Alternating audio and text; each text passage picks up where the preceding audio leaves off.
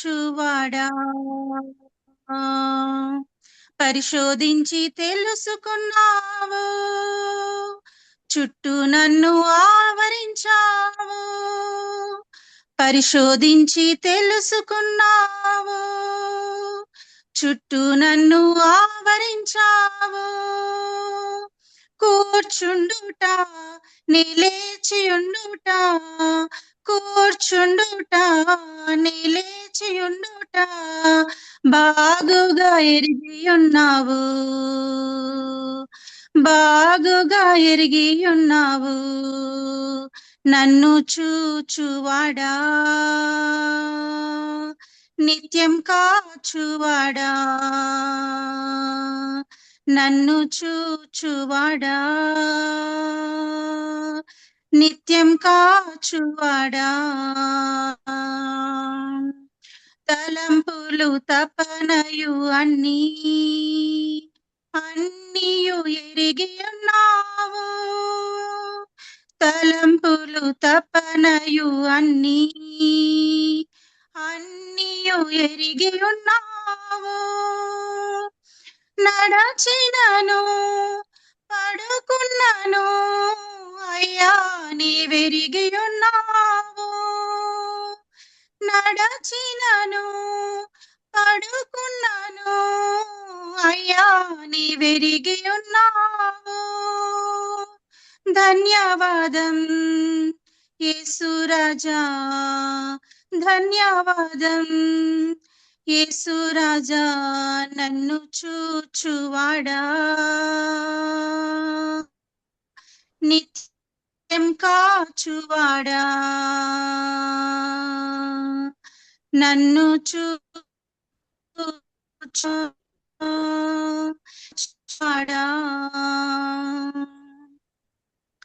వెనుకను ముందును చుట్టూ నన్ను ఆవరించావు, వెనుకను ముందును కప్పి చుట్టూ నన్ను ఆవరించావు.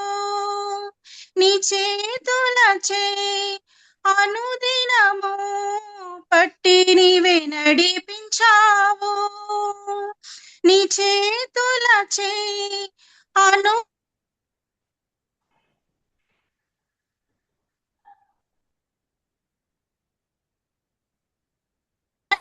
నడిపించావు.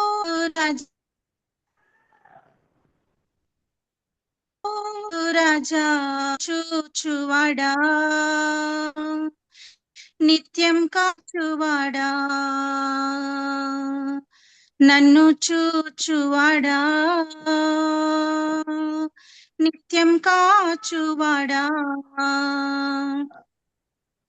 పిండమునయుండగా నీ కన్నులకు మరుగై నేనుండలేదయ్యా, పిండమునయుండగా నీ కన్నులకు మరుగై నేనుండలేదయ్యా.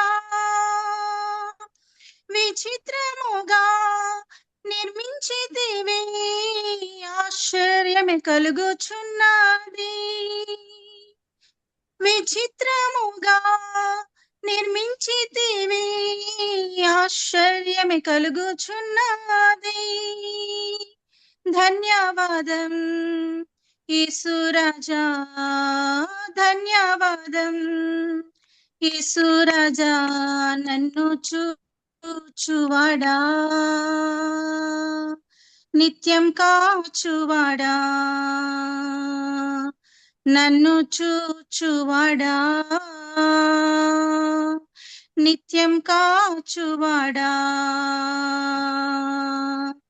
పరిశోధించి తెలుసుకున్నావు, చుట్టూ నన్ను ఆవరించావు.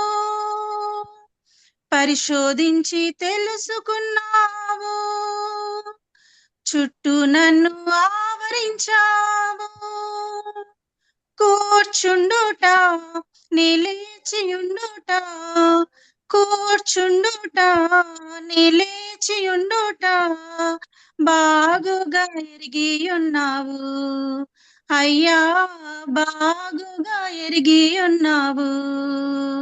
నన్ను చూచువాడా, నిత్యం కాచువాడా, నన్ను చూచువాడా, నిత్యం కాచువాడా. వందనాలక. వందనాలమ్మా. చక్కని పాట పాడిన రజనీ సిస్టర్ గారికి మన సిస్టర్స్ అందరి తరఫున వందనాలమ్మా. మన ప్రభు మనల్ని చూసేవాడు, నిత్యం కాచేవాడు, పరిశోధించి తెలుసుకునేవాడు, చుట్టూ ఆవరించేవాడు కదా. 139వ కీర్తన పాట అమ్మా ఇది. చక్కటి పాట. మనకు తలంపు పుట్టక మునిపి అన్నీ ఎరిగినవాడు కదా. మనం నడుచుట పడుకొనుట అన్నీ ఎరిగినవాడు. ధన్యవాదాలు యేసురాజా అని చెప్తూ వెనుక ముందు ఆవరించిన దేవుడు అనుదినము ఆయన మనల్ని చేయి పట్టి నడిపించే దేవుడు. పిండం ఉండగానే ఆయన కన్నులు మనల్ని చూసాయి కాబట్టి శ్రేష్టమైన గొప్ప దేవుడిని కలిగిన మనం ఎంతో ధన్యులం. చక్కని పాటని చక్కగా ఆలపించినటువంటి రజనీ సిస్టర్కి ఎస్తర్ ప్రేయర్ వారియర్ గ్రూప్ తరఫున వందనాలు తెలియజేస్తున్నామమ్మా. వందనాలు సిస్టర్. ఇప్పుడు శ్రేష్టమైన సమయానికి మంచిదమ్మా, సమయానికి వచ్చాము. ఇప్పుడు వాక్యాన్ని సుదర్శన స్టీఫెన్ సిస్టర్ గారు మనకు సుపరిచితులు, చాలా సార్లు మనకు వాక్యం అందించారు సిస్టర్ గారు. ఇప్పుడు సుదర్శన సిస్టర్ మనకు దైవ సందేశాన్ని అందిస్తారు. అందరం సెల్ ఫోన్స్ మ్యూట్ లో పెట్టుకొని సహకరించి వాక్యాన్ని విందామమ్మా. ఈ సమయాన్ని సుదర్శన స్టీఫెన్ గారికి అప్పచెప్తున్నాం అమ్మా. వందనాలు సిస్టర్ సుదర్శన. వందనాలు ఆంటీ, వందనాలు ఆంటీ. ఓకే అమ్మా, వాక్యం చెప్పండి అమ్మా. Okay aunty. ప్రభు నామంన చేరవచ్చిన సహోదరులందరికీ హృదయపూర్వక వందనాలు తెలియజేస్తూ ఉన్నాను. వినిపిస్తుంది కదా ఆంటీ? బానే వినిపిస్తుందమ్మా, చక్కగా వినిపిస్తుంది.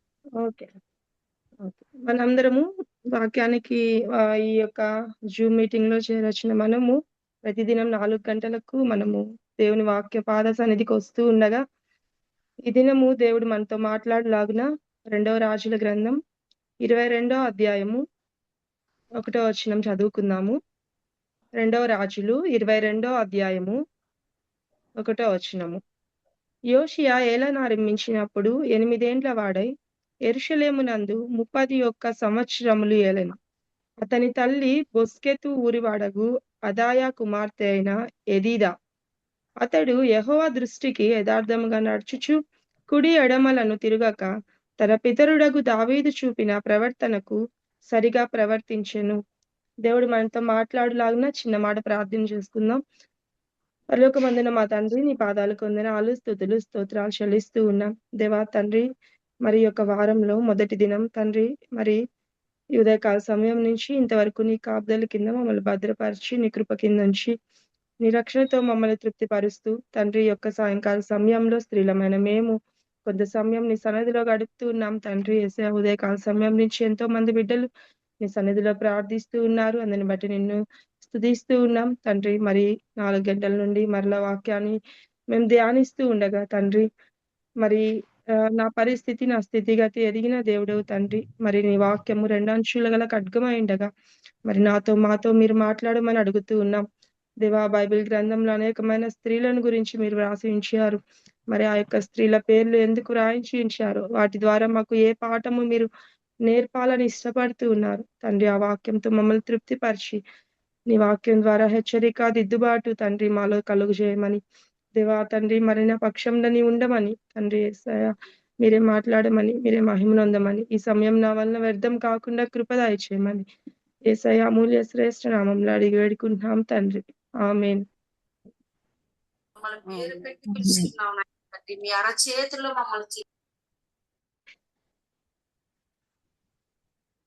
మనము ఇక్కడ చదువుకున్న వాక్యాన్ని మనందరం గమనించినట్లయితే ఇక్కడ ఒక స్త్రీ పేరును మనం చూస్తూ ఉన్నాం. ఆమె పేరు ఎదీదా. మన బైబిల్లో అనేక మంది స్త్రీల పేర్లను మనం గమనిస్తూ ఉన్నాం. ఆ యొక్క స్త్రీల పేర్లను మనం గమనిస్తూ క్యారెక్టర్ స్టడీ చేస్తూ ఉంటే వారి ద్వారా దేవుడు స్త్రీలమైన మనతో మాట్లాడాలని ఇష్టపడుతూ ఉంటాడు. ఈ దినము నా వాక్యానికి అనుగుణంగా దేవుడు నాతో మాట్లాడిన మాటలు మీతో పంచుకోవాలని ఇష్టపడుతూ ఉన్నాను. మనందరము ఎరిగిన మాటలే, ఎరిగిన ఆ స్త్రీనే ఎదీదా. ఈ యొక్క స్త్రీ గురించి మనము ఈ దినము వాక్యాన్ని పంచుకోవాలని నేను ఇష్టపడుతూ ఉన్నాను. ఎదీదాను గురించి మనం ధ్యానించినట్లయితే ఈమెను గురించి 2వ రాజుల గ్రంథం 22వ అధ్యాయంలో ఒకే ఒక వచనంలో దేవుడు ఆమె పేరును వ్రాయించినట్లుగా మనం చూస్తూ ఉన్నాం. కాబట్టి మనం బైబిల్ గ్రంథంలో అనేక సార్లు మనం గమనించినట్లయితే అనేక మంది స్త్రీల పేర్లు వ్రాయబడి ఉన్నట్లుగా మనం చూస్తూ ఉన్నాం. అలాగే కొంతమంది స్త్రీల పేర్లు కూడా వ్రాయబడకుండా వారి యొక్క క్యారెక్టర్‌ని ఒక ధనవంతురాలు, అలా ఒక వ్యభిచారి అయిన స్త్రీ, సారేపతు స్త్రీ, ఈ విధంగా మనం పేర్లతో చూస్తూ ఉంటాం. కానీ ఇక్కడ మనం బైబిల్ గ్రంథంలో చూసినట్లయితే ఈమె పేరు ఒకే ఒకసారి కనిపిస్తూ ఉన్నట్లుగా మనం చూస్తూ ఉన్నాం. ఈమె యెదీదా. కాబట్టి ఈమె ఎవరు అని మనం గమనించినట్లయితే యూదా దేశానికి రాజ్యానికి రాజుగా పరిపాలించిన ఆమోను యొక్క భార్యగా మనం గమనించవచ్చు. అలాగే యోషియాకు తల్లిగా మనం గమనించవచ్చు. ఈ యెదీదా జీవితంలో ఇద్దరు రాజులను మనం చూసినట్లయితే ఒక రాజు తన భర్త అయ్యుండగా ఒక రాజు తన కుమారుడిగా మనం గమనించవచ్చు. ఈ యెదీదాను గురించి మనం ఆమె బ్యాక్‌గ్రౌండ్ ఏంటి అని మనం చూసినట్లయితే అతని తల్లి బొస్సెతు ఊరివాడగు అదాయా కుమార్తె అయిన యెదీదా అని వ్రాయబడి ఉంది. కాబట్టి మనము యెదీదా జీవితాన్ని మనం గమనించినట్లయితే యెదీదా యొక్క బ్యాక్‌గ్రౌండ్, ఆమె యొక్క వంశము చూసినట్లయితే ఈమె ఏ రాజవంశానికి చెందినది కాదు. ఏ యాజక వంశానికి చెందిన స్త్రీగా ఇక్కడ వ్రాయబడలేదు. ఒక ఊరివాడగు అదాయా కుమార్తె అయిన యెదీదాగా వ్రాయబడి ఉంది. కాబట్టి యెదీదా ఒక సామాన్యమైన స్త్రీగా మనం గమనించవచ్చు. ఈ యొక్క సామాన్యమైన స్త్రీగా ఉన్న యెదీదా మనము గమనించినట్లయితే ఆమోనుకు భార్య అయినట్లుగా చూస్తూ ఉన్నాం. ఈమె ఆమోను ఎవరు అని మనం గమనించినట్లయితే ఈయన యూదాకు రాజుగా మనం గమనించవచ్చు. కాబట్టి ఒక సామాన్యమైన స్త్రీ యూదా భార్యగా యూదా రాజుకు ఆమోనుకు భార్య అయినట్లుగా లేఖనాల్లో మనం చూస్తూ ఉన్నాం. మరి ఈ ఆమోను ఎవరు అని ఒకసారి మనము చూసినట్లయితే ఆమోను యొక్క తండ్రి పేరు మనష్షే. మనష్షే ఎవరు అని మనం గమనించినట్లయితే మనష్షే తండ్రి హిజ్కియా అని మనందరము ఎరుగుదుము. కాబట్టి వీరి వంశావళిలో మనం గమనించినట్లయితే ఈ యొక్క యోషియా యొక్క వంశావళిలో హిజ్కియా రాజు మనందరము ఎరుగుదుము హిజ్కియా గురించి. హిజ్కియా రాజు ఎంత ప్రార్థనాపరుడో మనం ఎరుగుదుము. హిజ్కియా రాజు తన యొక్క ప్రార్థన ద్వారా దేవుని సన్నిధిలో చాలా పొందినట్లుగా మనం చూస్తూ ఉన్నాం. తన మరణ పడక మీద ఉన్నప్పుడు తను ప్రార్థించినప్పుడు 15 సంవత్సరాల ఆయుష్ను దేవుడు తనకు అనుగ్రహించినట్లుగా చూస్తూ ఉన్నాం. అలాగే అశూరు సైన్యం గురించి ప్రార్థించినప్పుడు 185,000 మంది సైన్యాన్ని హతము చేసినట్లుగా ఆయన ప్రార్థనకున్న శక్తిని మనం గమనించవచ్చు. కాబట్టి ఇటువంటి వంశావళిలో నుంచి, ఇటువంటి వంశంలో నుంచి వచ్చిన యోషియాను మనం చూసినట్లయితే ఆ ముందు యూదా రాజులు మనష్షే గాని ఆమోనును గాని మనం గమనించినట్లయితే వారు దేవునికి ఇష్టంగా లేనట్లుగా మనం చూస్తూ ఉన్నాం. దేవునికి వ్యతిరేకంగా ఉన్నట్లుగా చెడు నడత నడిచిన వారుగా మనం చూస్తూ ఉన్నాం. విగ్రహాలను పూజించిన వాటుగా మనం చూస్తూ ఉన్నాం. తన తండ్రి అయిన హిజ్కియా చేసిన ఆ యొక్క బలిపీఠాలను పడగొట్టినట్లుగా మనష్షే యొక్క జీవితంలో మనం గమనించవచ్చు. తన తండ్రిని అనుసరించే ఆమోను కూడా ఆ విధమైన ఆ జీవితాన్నే అనుసరించినట్లుగా మనం చూస్తూ ఉన్నాం. అదే 2వ రాజుల గ్రంథం 21వ అధ్యాయము 21వ వచనంలో మనం చూసినట్లయితే తన పితరుల దేవుడైన యెహోవాను విసర్జించి యెహోవా మార్గమందు నడువక తన తండ్రి ప్రవర్తించినట్లు తానును ప్రవర్తించుచు తన తండ్రి పూజించిన విగ్రహములను తానును పూజించెను అని మనం చూస్తూ ఉన్నాం. మరి ఈ యూదా రాజుగా ఉన్న ఆమోను యొక్క జీవితాన్ని మనం గమనించినట్లయితే ఈయన చెడు నడత యెహోవా దృష్టికి చెడు నడత నడిచినట్లుగా చూస్తూ ఉన్నాం. అంత మాత్రమే కాకుండా విగ్రహాలను పూజించినట్లుగా చూస్తూ ఉన్నాం. తన తండ్రి అనుసరించిన మార్గాన్ని అనుసరించినట్లుగా మనం ఇక్కడ చూస్తూ ఉన్నాం.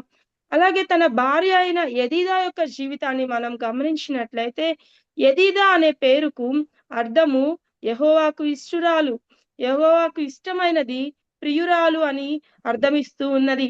కాబట్టి మనకి తెలుసు యెదిద్యా అని తెలుసు కదా. యెదిద్యా నుంచే యెదీదా అనే పేరు వచ్చింది. కాబట్టి యెదీదా అనే దానికి కూడా అర్థము దేవునికి ఇష్టురాలు, దేవునికి ప్రియురాలు అని అర్థమిస్తూ ఉంది. మరి హెబ్రీయులకు రాసిన పత్రిక 11వ అధ్యాయము మనం చూసినట్లయితే హెబ్రీయులకు రాసిన పత్రిక 11వ అధ్యాయము 6వ వచనంలో మనం గమనించినట్లయితే విశ్వాసము లేకుండా దేవునికి ఇష్టుడైనుట అసాధ్యము అని మనం చూస్తూ ఉన్నాం.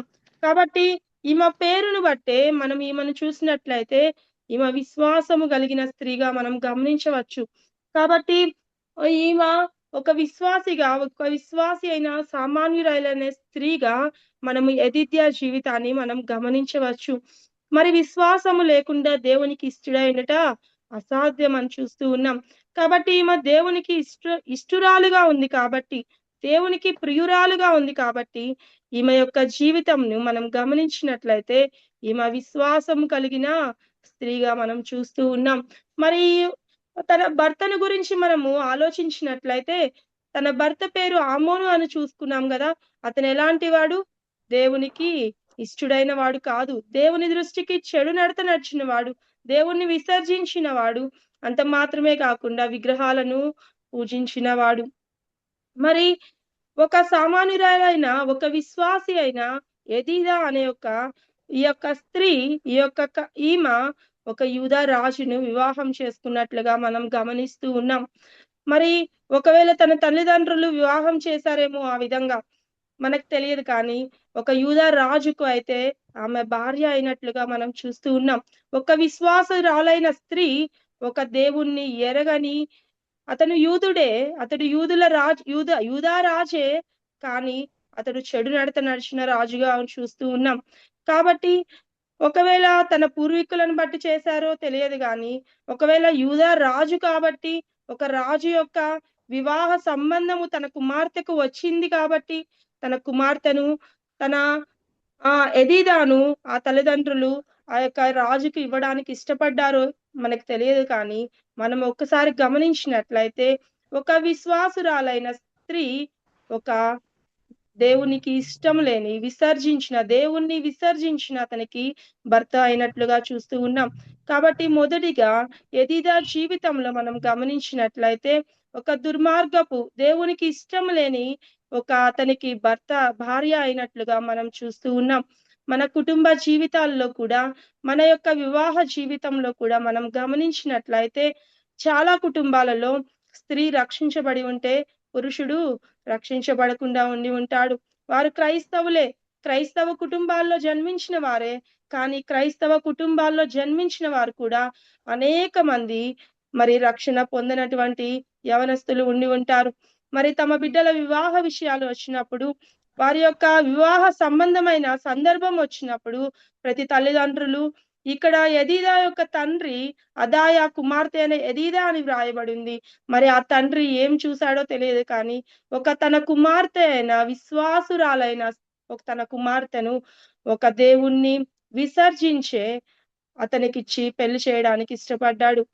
మరి మనం కూడా అనేక సార్లు మన యొక్క లోకంలో కూడా ఒక క్రైస్తవ సమాజంలోనే మనం చూసుకున్నట్లయితే, మన క్రైస్తవ కుటుంబాలలోనే మనం గమనించినట్లయితే అనేక మంది బిడ్డల వివాహాలు వారు క్రైస్తవ కుటుంబాలే అయి ఉండవచ్చు, క్రీస్తుని ఎరిగిన వారే వారి తల్లిదండ్రులు అయి ఉండవచ్చు, క్రీస్తుని ఎరిగిన వారే వారి తాతలు అయి ఉండవచ్చు, మంచి సేవకుల కుటుంబాలు వారి తాతల నుండి ఉండవచ్చు.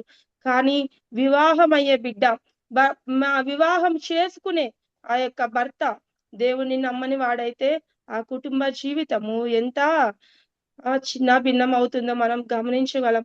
మరి ఇక్కడ అమ్నోను జీవితంలో కూడా ఆమోను దేవునికి ఇష్టంగా లేడు. తన తాతయ్య అయిన హిజ్కియా యొక్క జీవితాన్ని మనం గమనించినట్లయితే హిజ్కియా దేవునికి ఇష్టానుసారుడిగా ఉన్నాడు. హిజ్కియా దేవుని సన్నిధిలో పొందేవాడిగా ఉన్నాడు. కానీ ఆమోను జీవితాన్ని మనం గమనించినట్లయితే ఆమోను దేవునికి ఇష్టంగా లేడు. మరి తన తండ్రి ఏ విధంగా వివాహం చేశాడో తెలియదు, కానీ ఎదీదా ఒకరిని నమ్మని భర్తకు భార్య అయినట్లుగా మనం చూస్తూ ఉన్నాం. మరి ఈ లోకంలో మనం కూడా మన బిడ్డల వివాహ జీవితాలు వచ్చినప్పుడు, మన బిడ్డల యొక్క వివాహ సందర్భం వచ్చినప్పుడు ఒక ఉద్యోగస్తుడు మంచి జాబ్ హోల్డర్ అనో, మంచి ఉన్నత స్థితిలో ఉన్నవారనో, ఒక ధనవంతులను ఏ యొక్క లోటు ఉండదనో ఈ లోకానుసారమైనవి మనం చూసినప్పుడు మనం ఆత్మీయ స్థితిని మనం గమనించకుండా మన బిడ్డల వివాహాలను మనం చేసినట్లయితే ఇక్కడ ఎదిదా జీవితాన్ని మనం గమనించవచ్చు. ఒక విశ్వాసంలో దేవునికి ఇష్టురాలున్న ఎదిదా తన భర్త విషయంలో ఓడిపోయినట్లుగా మనం చూస్తూ ఉన్నాం. భర్త మూర్ఖుడుగా ఉన్నాడు. మనకొక స్త్రీ తెలుసు, అబీగయలు, నాబాలు యొక్క జీవితాన్ని మనం గమనించినట్లయితే మరి ఆ యొక్క వారి కుటుంబ జీవితంలో కూడా నాబాలు మోటువాడుగా మనం గమనిస్తూ ఉన్నాం. నాబాలు దేవునికి ఇష్టం లేనటువంటి వాడుగా, మూర్ఖుడుగా చూస్తూ ఉన్నాం. మరి దాని వల్ల తన కుటుంబ జీవితంలో కూడా ఎన్నో సమస్యలు అబీగయలు ఎదుర్కొన్నట్లుగా మనం చూస్తూ ఉన్నాం.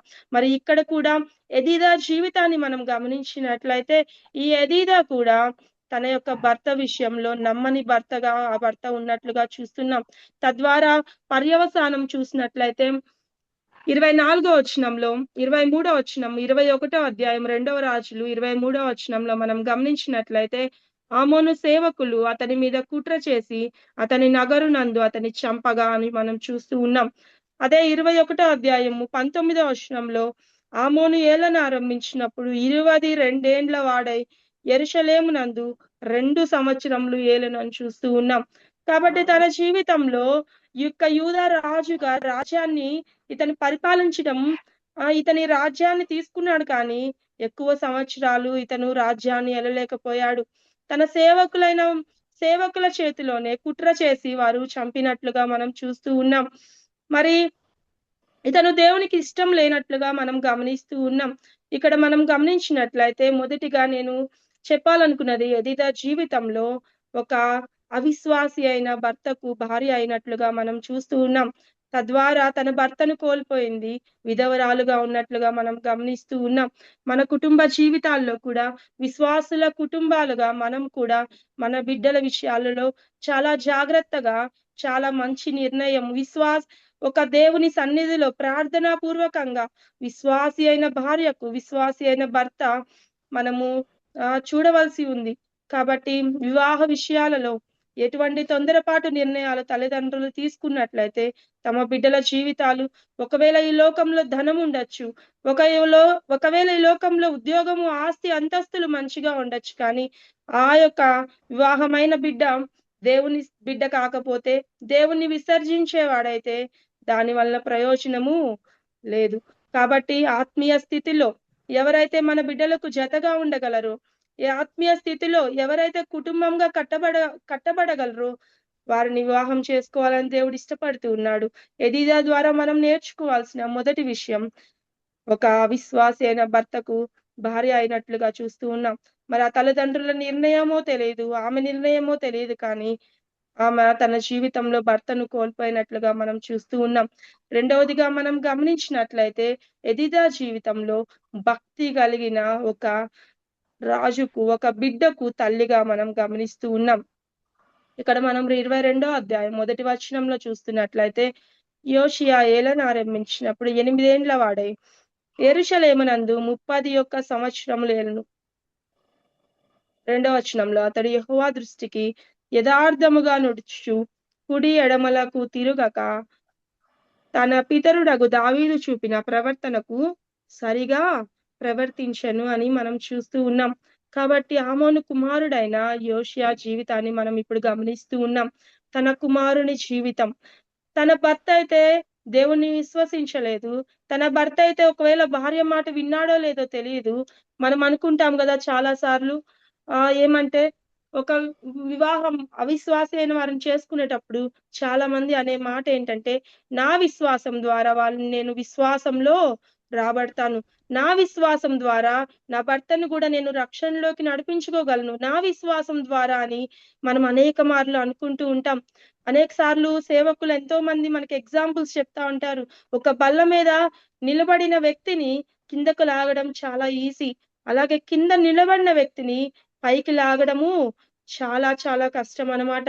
కాబట్టి మనము ఇక్కడ మనం గమనించినట్లయితే తన భర్త విషయంలో ఆమె చెప్పలేకపోయింది, కానీ ఆయన్ని రక్షించుకోలేకపోయింది, కానీ తన చేతిలో ఉన్న తను పెంచుతున్న తన కుమారుని విషయంలో మనం గమనించినట్లయితే ఆమె ఒక భక్తి గల బిడ్డను తయారు చేసినట్లుగా మనం గమనించగలం. ఈ యొక్క యోషియా జీవితంలో 8 ఏళ్ల వయసులో యోషియా రాజైనట్లుగా మనం గమనిస్తూ ఉన్నాం. కాబట్టి 8 సంవత్సరాల వయసు అంటే మనం అందరికి తెలుసు కదా, బిడ్డలున్నారు. 8 సంవత్సరాల వయసు, నా చిన్న కొడుకు కూడా 8 సంవత్సరాల వయసే. కాబట్టి 8 సంవత్సరాల వయసులో ఒక బిడ్డకు రాజ్యాన్ని ఎలా పరిపాలిస్తుందో తెలుస్తుందా? రాజ్యంలో ఏ నిర్ణయం తీసుకోవాలో తెలుస్తుందా? రాజ్యాన్ని ఏ విధంగా దేవునికి ఇష్టంగా పరిపాలించాలో ఆ యోషియాకు ఆ వయసులో అర్థమవుతుందా? తన తల్లి పాత్ర తన యొక్క జీవితంలో ఎంతగా ఉన్నదో. తను ముందుగా మనం చెప్పుకున్నాం, విశ్వాసి అయినా ఎదీదాగా మనం చూస్తూ ఉన్నాం. దేవునికి ఇష్టమైన ఎదీదాగా మనం చూస్తూ ఉన్నాం. కాబట్టి తను నమ్ముకున్న దేవుణ్ణి, తను విశ్వసించిన దేవుణ్ణి, విశ్వాసంలో ఆమె కృంగిపోలేదు. తన భర్తను చూసి కృంగిపోలేదు. తన భర్త యొక్క జీవితాన్ని చూసి కృంగిపోలేదు. కానీ ఆమె మరలా నిలబడినట్లుగా మనం చూస్తూ ఉన్నాం. తన భర్త జీవితంలో ఓడిపోయింది, కానీ భర్తను రక్షించుకోలేకపోయింది. భర్తను క్రీస్తు వైపు త్రిప్పలేకపోయింది. కానీ తన కడుపున పుట్టిన యోషియాను దేవుని కొరకు బలంగా నిలబెట్టడానికి ఆమె కంకణం కట్టుకున్నట్లుగా మనం చూస్తూ ఉన్నాం. కాబట్టి ఒక స్త్రీగా తన బిడ్డలను ఎంతో పెంచవలసిన బాధ్యత తల్లులుగా మన మీద ఉంది అని ఎదీదా జ్ఞాపకం చేస్తూ ఉంది. ఒక 8 సంవత్సరాల బాలుడు ఒక రాజ్యాన్ని పరిపాలిస్తూ ఉన్నాడంటే తన తల్లి పాత్ర ఎంతగా ఉందో ఆలోచించవచ్చు. మనం చూస్తున్నాం కదా, యెహోవా దృష్టికి యథార్థముగా నడుచుచు కుడి ఎడమలకు తిరగక తన పితరుడగు దావీదు చూపిన ప్రవర్తనకు సరిగా ప్రవర్తించెను అని చూస్తూ ఉన్నాం. 8 సంవత్సరాల పిల్లవాడు యెహోవా దృష్టికి యథార్థంగా నడుచుకున్నాడంట. కుడి ఎడమలకు తిరగలేదంట. దావీదు ప్రవర్తనను అనుసరించినట్లుగా మనం చూస్తూ ఉన్నాం. మరి దావీదు యొక్క జీవితాన్ని గురించి, పితరుడగు దావీదు చేసిన కార్యాల గురించి, తమ పితరులు చేసిన పనుల గురించి ఆ యొక్క 8 సంవత్సరాల పిల్లవాడికి ఎవరు చెప్పి ఉంటారు? తన తల్లే కదా. తన యొక్క దేవుని గురించి ఎవరు వివరించి ఉంటారు? దేవుని యొక్క యథార్థతను గురించి ఎవరు బోధించి ఉండుంటారు? ఎలా దేవుని సన్నిధిలో నడుచుకోవాలో ఎవరు బోధించి ఉండుంటారు? తన తల్లి యొక్క పాత్ర తన జీవితంలో ఎంతగా ఉందో మనం గమనించవచ్చు. కాబట్టి ఎదీదా జీవితంలో మనం చూసినట్లయితే రెండవదిగా భక్తిగల కుమారుణ్ణి పెంచిన స్త్రీగా మనం గమనించవచ్చు. కాబట్టి ఒకసారి మనం ఆలోచించినట్లయితే ఈ స్త్రీ తన కుమారుణ్ణి ఏ విధంగా పెంచింది అని మనం గమనించినట్లయితే యథార్థముగా, దేవుని దృష్టికి యథార్థంగా ఉండేటట్లు పెంచింది. దావీదు యొక్క ప్రవర్తనను అనుసరించేటట్లు, కుడి ఎడములంటే మంచి చెడు వైపు తిరగకుండా తన కుమారుణ్ణి పెంచినట్లుగా చూస్తూ ఉన్నాం. అదే ఒక 22వ అధ్యాయం 8వ వచనంలో మనం గమనించినట్లయితే, 2వ రాజుల గ్రంథం 22వ అధ్యాయం 8వ వచనం, అంతటా ప్రధాన యాజకుడైన హిల్కియా యెహోవా మందిరమందు ధర్మశాస్త్ర గ్రంథము నాకు దొరికెనని షాఫాను అను శాస్త్రితో చెప్పి ఆ గ్రంథమును షాఫానునకు అప్పగించెను. అతడు దానిని చదివి రాజునొద్దకు తిరిగి వచ్చి, మీ సేవకులు మందిరమందు దొరికిన ద్రవ్యమును సమకూర్చి యెహోవా మందిరపు పని విషయంలో అధికారులై పని జరిగించు వారి చేతికి అప్పగించిదిరని వర్తమానము తెలిపి, యాజకుడైన హిల్కియా నాకు ఒక గ్రంథము అప్పగించినని రాజుతో చెప్పి ఆ గ్రంథము రాజు సముఖమందు చదివెను. రాజు ధర్మశాస్త్రము గల ఆ గ్రంథం మాటలు వినినప్పుడు తన బట్టలు చింపుకొనెను అని మనం చూస్తూ ఉన్నాం. అది ఏ సంవత్సరం అంటే 22వ అధ్యాయం 3వ వచనంలో మనం గమనించినట్టయితే, రాజైన యోషియా ఏలుబడిలో 18వ సంవత్సరమందు మెషుల్లామునకు పుట్టిన అజల్యా కుమారుడగు శాస్త్రీయుడైన షాఫానును యెహోవా మందిరమునకు పొమ్మని చెప్పి రాజు అతనితో ఇలాగూ సెలవిచ్చినని చూస్తూ ఉన్నాం. యవన కాలం వచ్చింది. 8 సంవత్సరాల వయసులో రాజ్యాన్ని తీసుకున్నాడు. రాజ్యాన్ని పరిపాలిస్తూ ఉన్నాడు యోషియా. 8 సంవత్సరాల వయసులో తన తల్లి ఏ విధంగా బోధించిందో, తన తల్లి వెనుక ఉండి నడిపిస్తూ ఉందో యథార్థంగా దేవుని సన్నిధిలో ఉన్నట్లుగా మనం చూస్తూ ఉన్నాం. అలాగే 3వ వచనంలో 18వ సంవత్సరం అందు మనం చూస్తూ ఉన్నాం.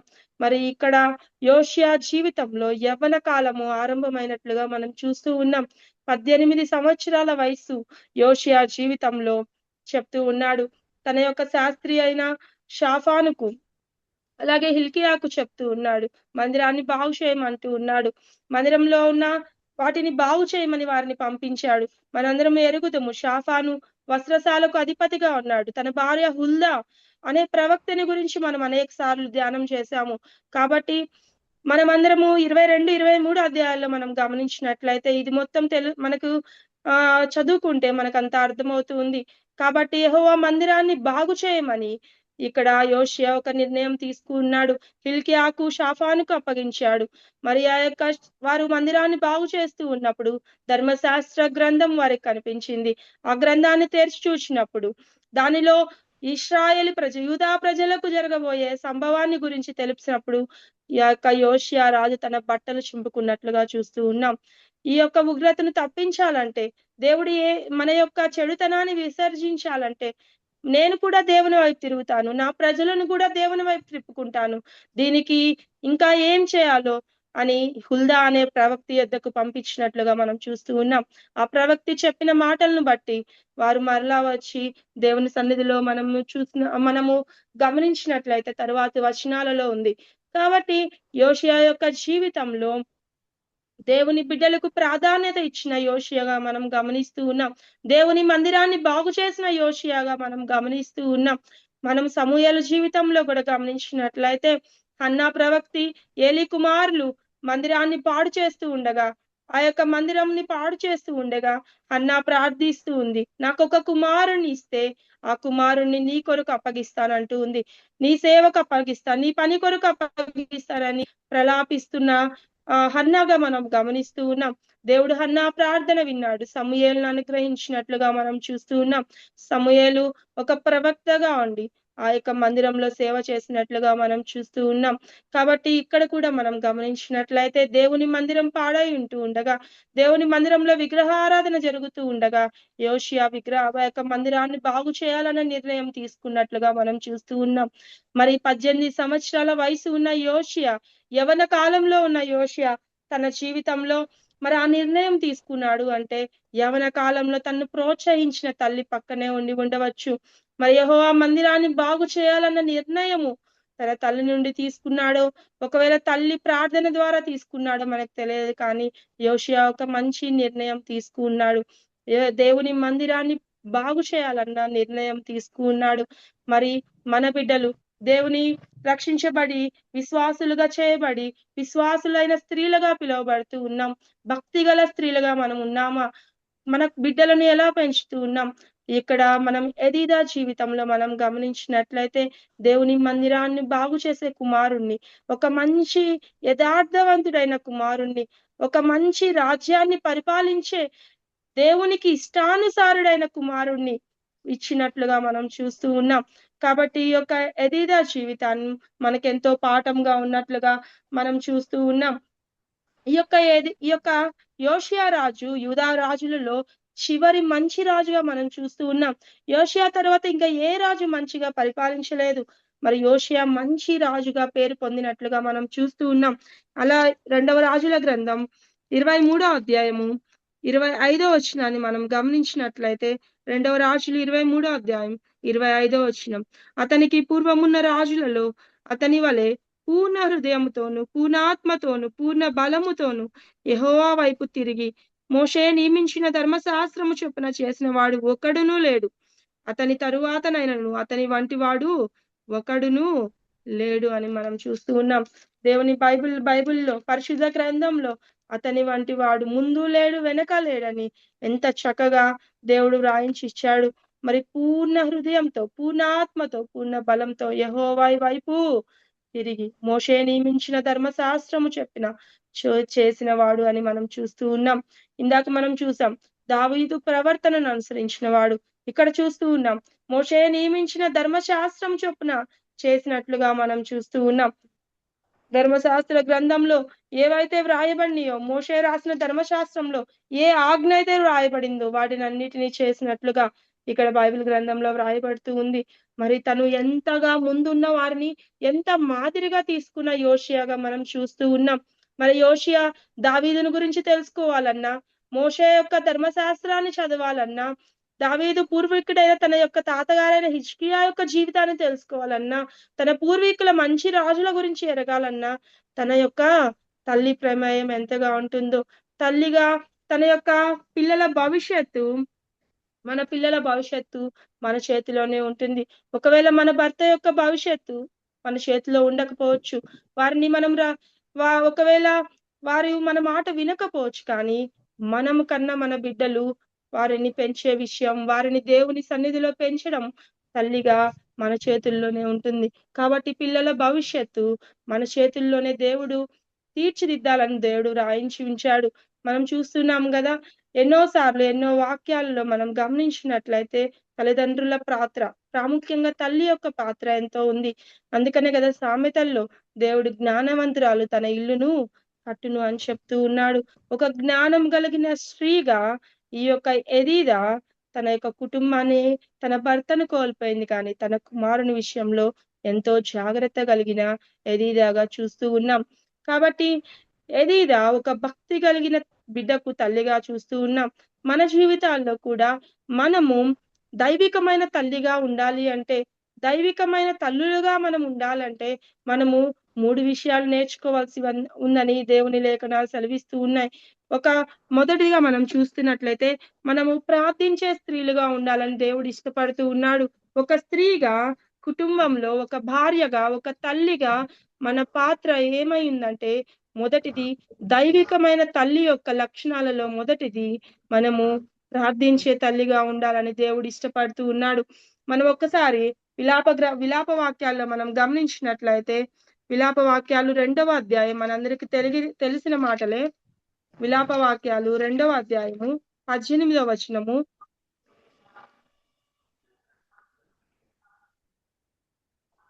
రెండవ అధ్యాయము 18వ వచనం. జనులు హృదయపూర్వకంగా యెహోవాకు మొరపెట్టుదురు. సియోను కుమారి ప్రాకారమా, నదీ ప్రవాహము వలె దివారాత్రము కన్నీరు పారనిమ్ము. విరామము కలుగనియకుము. నీ కంటి పాపను విశ్రమింపనియకుము. నీవు లేచి రేయి మొదటి జామున మొరపెట్టుము. నీళ్లు కుమ్మరించినట్లు ప్రభు సన్నిధిని నీ హృదయమును కుమ్మరించుము. నీ పసిపిల్లల ప్రాణము కొరకు నీ చేతులను ఆయన తట్టు ఎత్తుము. ప్రతి వీధి మొగను ఆకలుగొని వారు మూర్ఛిల్లుచున్నారు అని మన విలాప వాక్యాల్లో మనం గమనిస్తూ ఉన్నాం. ఇర్మియా ప్రవక్త ప్రలాపిస్తూ రాస్తూ ఉన్నాడు. నీవు లేచి రేయి మొదటి జామున మొరపెట్టుము. నీళ్లు కుమ్మరించినట్లు ప్రభు సన్నిధిని నీ హృదయమును కుమ్మరించుము అని చూస్తూ ఉన్నాం. నీ పసిపిల్లల ప్రాణం కొరకు నీ చేతులను ఆయన తట్టు ఎత్తుము అని చూస్తూ ఉన్నాం. కాబట్టి ఒక దైవికమైన స్త్రీగా, ఒక భక్తి కలిగిన తల్లిగా ఉండవలసిన మొదటి లక్షణం ప్రార్థించే స్త్రీగా ఉండాలి. మరి ఒక ప్రార్థించే స్త్రీ యొక్క బలము ఎంతో గొప్పదిగా మనం చూస్తూ ఉన్నాం. మనం తెలుసు కదా, జాన్ వెస్లీ గారు, చార్లెస్ వెస్లీ గారి తల్లి కూడా 19 మంది సంతానం అయితే ఆమె ఒక్కొక్కరి దగ్గరికి వెళ్ళి ప్రార్థించేదంట. వారు గొప్ప దైవజనులైనట్లుగా మనం చూస్తున్నాం. డిఎల్ మోడీ గారి తల్లి మనము చదివినట్టయితే, డిఎల్ మోడీ గారి యొక్క జీవితంలో ఆయన చెప్పిన స్టేట్మెంట్ ఏంటంటే, నా తల్లి వంటి తల్లి అందరికీ ఉన్నట్లయితే ఈ లోకంలో చెరసాల, జైలే అవసరం లేదని చెప్పాడంట. నా తల్లి వంటి తల్లి ప్రతి ఒక్క బిడ్డకు ఉన్నట్లయితే ఈ లోకంలో చెరసాలే, జైలే అవసరం లేదు. మరి అటువంటి స్త్రీలంగా మనం ఉన్నామా? మనం బిడ్డలను పెంచుకునే విషయంలో, మన బిడ్డలను ప్రార్థనా పూర్వకంగా పెంచుకునే విషయంలో ప్రార్థించే స్త్రీగా ఉండాలని దేవుడు ఇష్టపడుతూ ఉన్నాడు. నీ చేతులు దేవుని వైపు ఎత్తమంటూ ఉన్నాడు దేవుడు. నీ పసిబిడ్డల ప్రాణం కొరకు మొరపెట్టమంటూ ఉన్నాడు. ఎదిదా జీవితంలో ఒక దైవ భక్తి గల స్త్రీగా, తల్లిగా మనం చూస్తూ ఉన్నాం. తన బిడ్డ కొరకు ఎంతగా ప్రార్థించిందో ఆ స్త్రీ. తన భర్తను పోగొట్టుకుంది. భర్త చెడుతనంలో ఉన్నాడు, నశించాడు, దుర్మార్గంగా ప్రవర్తించాడు. తన కుమారుడు అలాగా ఉండకూడదని ఆ ఎదిదా ఎంతగా ప్రార్థించిందో. మరి నా జీవితంలో దైవభక్తి గల స్త్రీలముగా మనం చెప్పుకోవాలి అంటే, మొదటిగా మనలో ఉండవలసిన మొదటి లక్షణం ప్రార్థించే స్త్రీగా మనం ఉండాలని దేవుడు ఇష్టపడుతూ ఉన్నాడు. రెండవదిగా మనం గమనించినట్లయితే, మాదిరి కలిగిన స్త్రీగా మనం ఉండాలి. మన మాదిరిని మన బిడ్డలు చూస్తూ ఉంటారు. ఒక తల్లిగా నీవు మోకరించావా, నీ బిడ్డలు కూడా నీ దేవుని సన్నిధిలో మోకరిస్తారు. ఒక తల్లిగా నువ్వు వాక్యాన్ని ధ్యానిస్తూ ఉన్నావా, బిడ్డలు కూడా వాక్యాన్ని ధ్యానించడానికి ఇష్టపడతారు. ఒక తల్లిగా కుటుంబ ప్రార్థన పెట్టుకోవడానికి ఇష్టపడుతూ ఉన్నావా, వారు కూడా కుటుంబ ప్రార్థనలో కూర్చుంటారు. ఒక స్త్రీగా, ఒక తల్లిగా దేవుని మందిరానికి వెళ్ళడానికి ఆతురపడుతూ ఉన్నావా? నీ బిడ్డలు కూడా దేవుని సన్నిధికి రావడానికి ఆతురపడతా ఉంటారు. ఒకవేళ ఒక స్త్రీగా, ఒక తల్లిగా నీవు సెల్ ఫోన్ లో సీరియల్స్ కి ఎక్కువ సమయం కేటాయిస్తూ ఉన్నావా? నీ బిడ్డలు కూడా అదే విధంగా, అదే త్రోవలో, అదే మాదిరిని అనుసరిస్తూ ఉంటారు. ఒకవేళ ఒక భార్యగా, ఒక తల్లిగా ముసలమ్మ ముచ్చట్లకు ఎక్కువ సమయం మనం కేటాయిస్తూ ఉన్నామా? మన బిడ్డలు కూడా ఆ విధంగానే బయటకు అలవాటు పడుతూ ఉంటారు.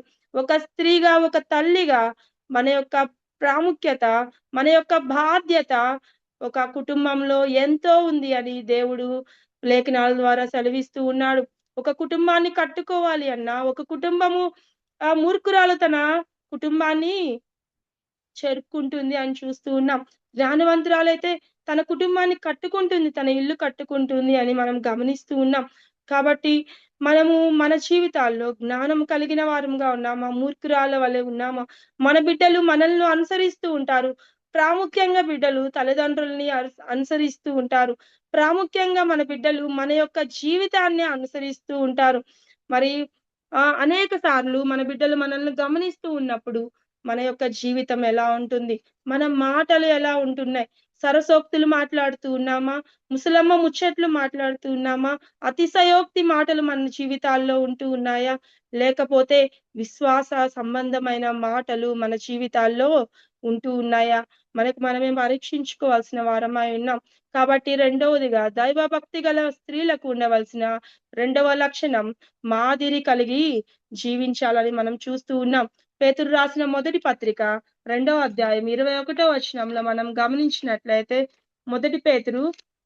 పేతురు రాసిన మొదటి పత్రిక 2వ అధ్యాయం 21వ వచనం మనం గమనించినట్లయితే, క్రీస్తు కూడా మీ కొరకు బాధపడి మీరు తన అడుగు జాడలందు నడుచుకొనున్నట్లు మీకు మాదిరి ఉంచిపోయినని చూస్తూ ఉన్నాం. మనకు మాదిరి మన ప్రభు అయిన యేసుక్రీస్తు వారే. ఆయన ఊరికనే మాటలతో దాన్ని వివరించలేదు. ఆయన రక్షణను మాటలతో మనకు చెప్పలేదు. ఆయన ఈ విధంగా ఉండండి అని ఆయన మాటల ద్వారా మనకు బోధించలేదు. కానీ క్రీస్తు ఎంత మాదిరి ఉంచి వెళ్ళాడు. క్రీస్తు అడుగు జాడల్లో మనం నడవలసిన బాధ్యత మనకుంది. ఆయన ఈ లోకంలో 33.5 సంవత్సరాలు జీవించి తన జీవితాన్నే మాదిరిగా మనకు అనుగ్రహించాడు. క్రీస్తు కూడా శ్రమ పడ్డాడు, క్రీస్తు కూడా బాధపడ్డాడు. ఆయన శ్రమ నొంది, బాధ నొంది, రక్తం కార్చి ప్రాణాన్ని అప్పగించి మనకు మాదిరి ఉంచినట్లుగా చూస్తూ ఉన్నాం. మరి క్రీస్తు కూడా ఎంతో మాదిరిని మనకు ఉంచినట్లుగా మనం చూస్తూ ఉన్నాం. మరి దేవుడు కూడా ఇలా చేయండి, అలా చేయండి అని మనకు చెప్పలేదు. కానీ దేవుడు తను కష్టపడి, తను శ్రమపడి, రక్తం కాచి, తన ప్రతి ఒక్క మాట తన క్రియలో కనుపరిచి మనకు మాదిరి ఉంచి వెళ్ళినట్టుగా మనం చూస్తూ ఉన్నాం. మన గొప్ప మాదిరి మన ప్రభు అయిన యేసుక్రీస్తు వారే. మరి నీ బిడ్డలకు నీవు మాదిరిగా ఉంటూ ఉన్నావా? ఇలా చేయి, అలా చేయి, ఫోన్ ఎక్కువ వాడొద్దు, బైబిల్ ఎక్కువ చదవాలి అని మనం మాటల ద్వారా వివరిస్తే వారు వినరు. కానీ మన యొక్క ప్రవర్తన ఏ విధంగా ఉంది, మాదిరికరమైన ప్రవర్తన ఉండాలని దేవుడు ఇష్టపడుతూ ఉన్నాడు. నీవు చేసి నీ బిడ్డలకు చూపించవలసిన బాధ్యత ప్రతి తల్లిగా మన మీద ఉన్నట్లుగా మనం చూస్తూ ఉన్నాం. ఎదిదా జీవితంలో కూడా మనం గమనించినట్లయితే ఆ యోషియా రాజు యథార్థంగా ప్రవర్తించినట్లుగా మనం చూస్తున్నాం. దావీదు ప్రవర్తనను అనుసరించాడు, మోషే నియమించిన ధర్మశాస్త్రాన్ని అనుసరించాడు, నియమించాడన్నట్టుగా చూస్తూ ఉన్నాం. మరి ఇవన్నీ తన తల్లి చదివి వివరించినట్లుగా మనం చూస్తూ ఉన్నాం. తన తల్లి మాదిరిగా ఉన్నట్లుగా మనం చూస్తున్నాం. తల్లి మాదిరిని అనుసరించిన కుమారుడు కూడా దేవుని విషయంలో ఎంతో యథార్థతతో ఉన్నట్లుగా మనం చూస్తూ ఉన్నాం. మనకు తెలిసిన మాటలు 2వ తిమోతికి రాసిన 2వ పత్రిక, పౌలు తిమోతికి రాసిన 2వ పత్రిక 1వ అధ్యాయం 3వ వచనం, నా ప్రార్థనలో యందు ఎడతెగక నిన్ను జ్ఞాపకం చేసుకొంచు నీ కన్నీళ్లను తలుచుకొని నాకు సంపూర్ణ ఆనందము కలుగుటకై నిన్ను చూడవల్లని రేయింబగళ్ళు అపేక్షించుచు నీ అందున్న నిష్కపటమైన విశ్వాసమును జ్ఞాపకం చేసుకొని నా పితురాచార ప్రకారమైన నిర్మలమైన మనస్సాక్షితో నేను సేవించుచున్న దేవుని ఎడల కృతజ్ఞుడనై ఉన్నాను. ఆ విశ్వాసము మొదట నీ అవ్వ అయిన లోయలోను నీ తల్లి అయిన యునేకేలోను వసించెను. అది నీ యందు సహా వసించుచున్నదని నేను రూఢిగా నమ్ముచున్నానని ఇక్కడ పౌలు చెప్తూ ఉన్నాడు. తిమోతి విషయంలో మనం గమనించినట్లయితే తన యొక్క తల్లి అయిన యునేకే తన హవ్వ అయిన లోయి వారి యొక్క జీవితాలను, వారి యొక్క విశ్వాసము తిమోతి యందు సహా వసించుచున్నట్లుగా పౌలు చెప్తూ ఉన్నాడు. మరి ఆ యొక్క యునేకే లోయిలు తిమోతికి ఎంత మాదిరిగా ఉన్నారు. నీ బాల్య దినములందే నీ సృష్టికర్తను స్మరణకు తెచ్చుకోమన్నాడు. అలాగే సామెతల్లో బాలుడు నడవవలసిన త్రోవ వానికి నేర్పుము, పెద్దవాడైనప్పుడు వాడు దాని నుండి తొలగిపోడని లేఖనం సెలవిస్తూ ఉంది. మరి బాలుడు నడవవలసిన త్రోవ వానికి నేర్పించవలసింది తల్లిదండ్రులే, ప్రాముఖ్యంగా తల్లే. ఇక్కడ మనం గమనించినట్లయితే యునేకే లోయి యొక్క విశ్వాసము తిమోతిలో కూడా వసిస్తున్నట్లుగా చూస్తున్నాం. వారు ఎంతో మాదిరిగా తిమోతికి ఉన్నట్లుగా చూస్తూ ఉన్నాం. ఒక మంచి తిమోతి సంఘంలో ఒక సంఘ పెద్దగా, ఎంతో విశ్వాసిగా, ప్రభువులకు ఎంతో నమ్మకస్తుడైన పరిచారకుడిగా ఉన్నాడు అంటే తన యొక్క తల్లి, తన యొక్క హవ్వ యొక్క జీవితంలో ఉన్న మాదిరిని, విశ్వాసాన్ని మనం తీసుకున్నట్లుగా మనం చూస్తూ ఉన్నాం. కాబట్టి మన జీవితాలలో, మన బిడ్డల యొక్క జీవితాలకు మనం మాదిరిగా ఉంటూ ఉన్నామా? ఒక దైవ భక్తి గల స్త్రీకి ఉండవలసిన రెండవ లక్షణం, మనం మాదిరికరమైన వారంగా ఉండాలి. మన కుటుంబానికి మనం మాదిరిగా ఉండాలని దేవుడు ఇష్టపడుతూ ఉన్నాడు. నువ్వు ఏం చేస్తే నీ బిడ్డలు అదే అనుసరిస్తారు. కాబట్టి మనం దేవుని సన్నిధిలో ఎక్కువ సమయాన్ని గడిపితే, మనము కూడా దేవుని సన్నిధిలో ప్రార్థించుతా మోకరిల్లితే, మన బిడ్డలు కూడా ఆటోమేటిక్ గా దేవుని సన్నిధిలో మోకరిల్లే వారుగా ఉంటారు. దేవుని యందు యథార్థ ప్రవర్తన, మనం కూడా యథార్థంగా దేవుని సన్నిధిలో జీవిస్తే మన బిడ్డలు కూడా దేవుని సన్నిధిలో యథార్థంగానే జీవిస్తారని ఈ యొక్క ఎదిద యొక్క జీవితాన్ని మనం చూస్తూ ఉన్నాం. అలాగే దైవ భక్తి గల స్త్రీలకు ఉండవలసిన మూడవ లక్షణం మనం గమనిస్తే, దేవుని మా వాక్యాన్ని నేర్పించేవారుగా ఉండాలని దేవుడు ఇష్టపడుతూ ఉన్నాడు. మరి మూడవదిగా దేవుని వాక్యాన్ని నేర్పించే వారంగా, దైవభక్తి గల స్త్రీలంగా మనం ఉండాలని దేవుడు ఇష్టపడుతూ ఉన్నాడు. సామెతలు 31వ అధ్యాయము 26వ వచనంలో మనం చూసినట్లయితే, సామెతల గ్రంథం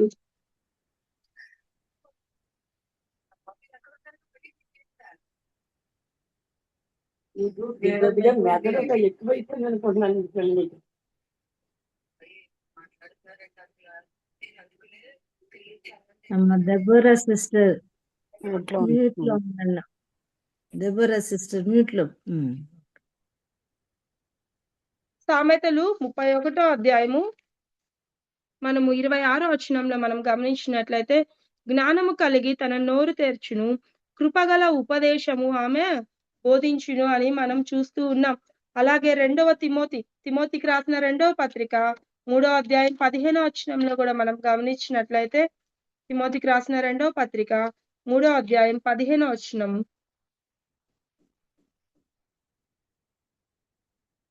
క్రీస్తు యేసును అందించవలసిన విశ్వాసము ద్వారా రక్షణార్థమైన జ్ఞానము నీకు కలిగించుటకు శక్తిగల పరిశుద్ధ లేఖనములను బాల్యము నుండి నీ వెరుగుదువు గనుక అని మనం చూస్తూ ఉన్నాం. అలాగే తీతుకు రాసిన పత్రిక 2వ అధ్యాయం పక్కనే ఉంది. తీతుకు రాసిన పత్రిక 2వ అధ్యాయం 3 నుంచి 5వ వచనం ద్వారా చదువుకుందాం. అలాగుననే వృద్ధ స్త్రీలు కొండకత్తలను మిగుల మద్యపాన ఆసక్తులనై ఉండక ప్రవర్తన యందు భయభక్తులు గలవారై ఉండవలననియు, దేవుని వాక్యము దూషింపబడకుండునట్లు యవ్వన స్త్రీలు తమ భర్తలకు లోబడి ఉండి తమ భర్తలను శిశువులను ప్రేమించువారును, స్వస్థ బుద్ధి గలవారును, పవిత్రులను, ఇంట ఉండి పని చేసుకొని వారును, మంచి వారునై ఉండవలనని బుద్ధి చెప్పుచు మంచి ఉపదేశము చేయువారునై ఉండవలనని బోధించుమని చూస్తూ ఉన్నాం.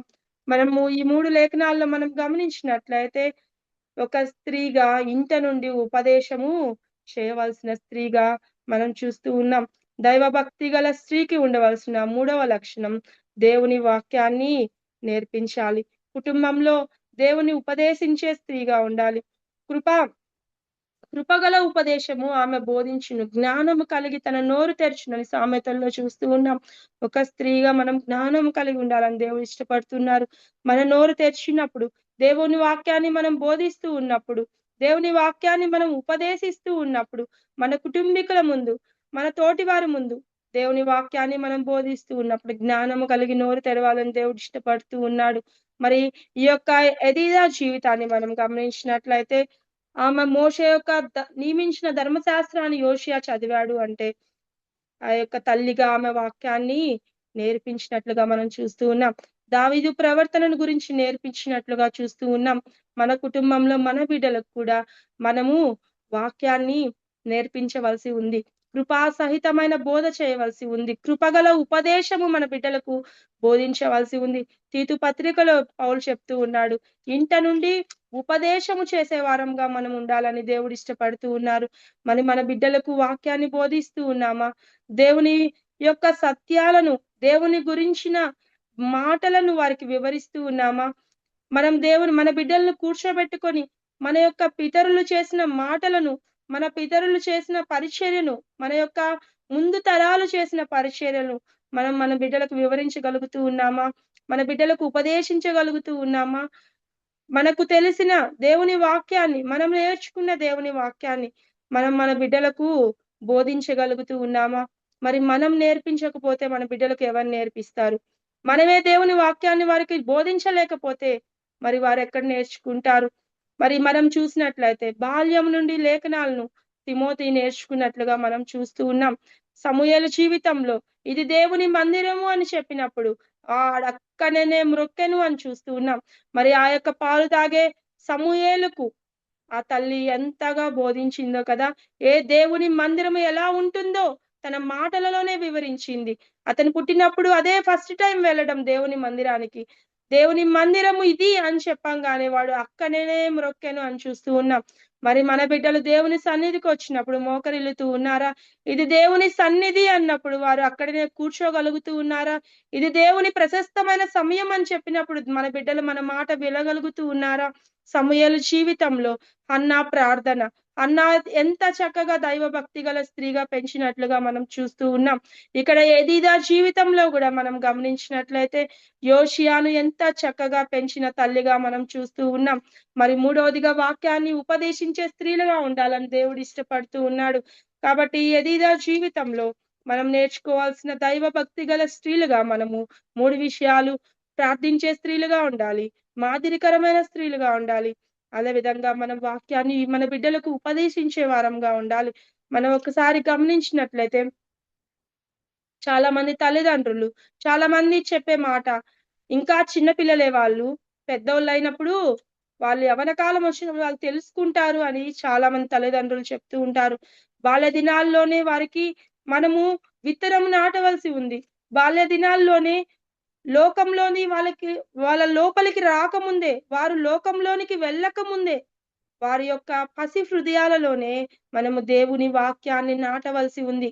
కాబట్టి ఒకసారి మనం ఆలోచించినట్లయితే మనం గాని ఒకవేళ మౌనంగా ఉండి నీ ప్రార్థన నువ్వు చేసుకుంటూ, నీ యొక్క సహవాసము, నీ యొక్క ప్రార్థన, నీ యొక్క భక్తి జీవితమే నీలో ఉంచుకొని నీ బిడ్డలకు అది బోధించలేకపోతే, నీవు మౌనంగా ఉంటే లోకము మౌనంగా ఉండదు. లోకము వారికి దుష్ట సాంగత్యాన్ని నేర్పిస్తూ ఉంది. మనకు బైబిల్లో ఉంది కదా, దుష్ట సాంగత్యము మంచి నడవడికని చెరిపివేస్తుందంట. అందుకనే అనేక మంది క్రైస్తవ కుటుంబాల్లో అనేక మంది యవన బిడ్డలు తప్పిపోతూ ఉన్నారు. అనేక మంది యవన బిడ్డలు దూరం అయిపోతూ ఉన్నారు దేవుని సన్నిధికి. ఈనాడు యవన తరము దేవుని సన్నిధిలో కనబడటలేదు. ఈనాడు యవన యొక్క బలము దేవుని సన్నిధిలో వాడబట్టలేదు. కాబట్టి దానికి కారణం ఒకవేళ తల్లిదండ్రులమైన మనమేనేమో, తల్లిగా మనమేనేమో. దేవుని యథార్థతను మనం బోధించలేకపోతే, దేవుని గురించిన సత్యాలను వారికి మనం బోధించలేకపోతే మరి ఎవరు వారికి బోధించగలరు? హన్నా చెప్పింది కుమారుడికి, దేవుని మందిరంలో ఎలా ఉండాలో చెప్పింది. దేవుని మందిరానికి వెళ్ళినప్పుడు ఎలా మోకరిల్లాలో చెప్పింది. దేవుని సన్నిధిలో ఎలా ప్రార్థించాలో చెప్పింది. ఏలీ పిలిచినప్పుడు ఏ విధంగా సమాధానం ఇవ్వాలో కూడా తల్లి నేర్పించినట్లుగా మనం చూస్తూ ఉన్నాం కదా. చిత్తము ప్రభువా అంటూ ఉన్నాడు. చిత్తము ప్రభువా అంటూ ఉన్నాడు. సమాధానం ఇమ్ము అంటున్నాడు. ఎంత చక్కగా చిన్న వయసులో సమూయేలు నేర్చుకున్నాడు ప్రభుతో మాట్లాడడం. మరి తల్లి ఏ విధంగా బోధించిందో దావీదు చెప్తూ ఉన్నాడు కదా, నేను పిండముగా ఉన్నప్పుడే నీవు నన్ను రూపించి ఉన్నావు అని చెప్తూ ఉన్నాడు. తల్లి గర్భంన తల్లి యొద్ద నేను స్తన్యపానము చేయుచుండగా నీవే కదా నాకు నమ్మిక పుట్టించితివి అంటూ ఉన్నాడు. దావీదు చెప్తూ ఉన్నాడు, తన తల్లి దగ్గర పాలు తాగే వయసులోనే నీవే కదా నాకు నమ్మిక పుట్టిస్తూ ఉన్నావు అన్నాడు. మరి తన తల్లి అయిన దావీదు తల్లి దేవుని మీద నమ్మకం ఉంచడానికి అతనికి పాలు తాగే వయసు నుండే దేవుని వాక్యాన్ని బోధించిన స్త్రీగా మనం చూస్తూ ఉన్నాం. మరి మన బిడ్డలకు ఎప్పటి నుంచి దేవుని వాక్యాన్ని బోధిస్తూ ఉన్నాం, ఎప్పటి నుంచి బోధించాలని మనం అనుకుంటూ ఉన్నాం, మనం ఆలోచిస్తూ ఉన్నాం. వాళ్ళు పసిబిడ్డలుగా ఉన్నప్పుడే, వాళ్ళు పాలు తాగే వయసులో, వారు పుట్టిన వెంటనే వారికి దేవుని వాక్యాన్ని మనము ప్రారంభించాలని దేవుడు ఇష్టపడుతూ ఉన్నాడు. ఈ యొక్క ఎదిదా జీవితంలో మనం గమనించినట్లయితే భర్త సహకారం తనకు లేదు. భర్త మూర్ఖుడుగా ఉన్నాడు. భర్త అన్య దేవతలను, విగ్రహాలను పూజించేవాడిగా ఉన్నాడు. దేవునికి చెడు నడత నడిచిన వాడిగా ఉన్నాడు. అటువంటి కుటుంబంలో, అటువంటి ఆ యొక్క సమస్యల మధ్య ఉన్న ఎదిదా జీవితంలో ఒక మంచి తీర్మానం చేసుకుంది. తన బిడ్డను దేవుని కొరకు పెంచాలని, ఒక మంచి రాజుగా తీర్చిదిద్దాలని, దేవుని ప్రజలకు ఒక మంచి యథార్థమైన ప్రవర్తన, ఒక రాజుని ఇవ్వాలని ఎదిదా తీర్మానం చేసుకుంది. ఒక మంచి దైవభక్తి గల స్త్రీగా ఆమె తీర్మానం చేసుకొని తన బిడ్డను పెంచినట్లుగా చూస్తూ ఉన్నాం. ఒక మంచి రాజుకు తల్లి అయినట్లుగా చూస్తూ ఉన్నాం. ఒక చెడ్డ రాజుకు భార్యగా పిలువబడిన ఎదిదా తన జీవితంలో ఒక మంచి రాజుకు తల్లి అయినట్లుగా చూస్తూ ఉన్నాం. ఒకవేళ నువ్వు భార్యగా ఓడిపోతూ ఉన్నావేమో, ఒకవేళ భర్త మన మాట వినకపోవచ్చేమో, కానీ నీ బిడ్డలు, నీ రక్తం పంచుకొని పెట్టిన, నీ కడుపున పుట్టిన మన బిడ్డలు మన మాటను వినేటట్లు మనం చేసుకోవాలి. మన పిల్లల భవిష్యత్తు మన చేతిలో ఉంటుందని దేవుడు సెలవిస్తూ ఉన్నాడు. అందుకనే కదా దేవుడు చెప్పింది, నీ పసిబిడ్డల ప్రాణం కొరకు రేయి మొదటి జామున నీ చేతులెత్తి మొరపెట్టమంటూ ఉన్నాడు. దేవుడు తప్పకుండా ఆలకించే దేవుడు అయినాడు. హన్నా ప్రార్థన విని సమూయేలునిచ్చిన దేవుడు, అలాగే తిమోతి వంటి గొప్ప సంఘ పెద్దలను నియమించిన దేవుడు, తల్లి ప్రార్థన ద్వారా ఎంతో మంది బలంగా దేవుని బిడ్డలుగా వాడబడిన వారు అనేక మంది మనం ఎరుగుదుము. కాబట్టి తల్లి ప్రార్థన ఎప్పుడు వ్యర్థం కాదు. తల్లి చేసే ఆ యొక్క విన్నపము, ఆ యొక్క ప్రార్థన మూలుగుడు దేవుని సన్నిధిలో ఎప్పుడు వ్యర్థం కాదు. కాబట్టి దేవుడు ఇష్టపడుతూ ఉన్నాడు. మనము దేవునికి ఇష్టమైన వారంగా ఉండాలని దేవుడు ఇష్టపడుతూ ఉన్నాడు. ఆయన మనకు మాదిరి ఉంచి వెళ్ళాడు. ఆ మాదిరిలో మనం కూడా ఉండాలని ఇష్టపడుతూ ఉన్నాడు. ఒకసారి మనము మళ్ళా రీకలెక్ట్ చేసుకుంటే ఎదిదా జీవితంలో దేవునికి ఇష్టమైన స్త్రీగా ఉంది. విశ్వాసము లేకుండా దేవునికి ఇష్టమైనట అసాధ్యం అని చూస్తూ ఉన్నాం. ఆ ఇష్టురాలుగా ఉండాలి అంటే ఆమె జీవితంలో తన వివాహ విషయంలో తప్పుడు నిర్ణయం అయిపోయింది, కానీ తన కుమారుని విషయంలో, తన కుమారుణ్ణి పెంచే విషయంలో ఆమె మంచి నిర్ణయం తీసుకున్నట్లుగా చూస్తూ ఉన్నాం.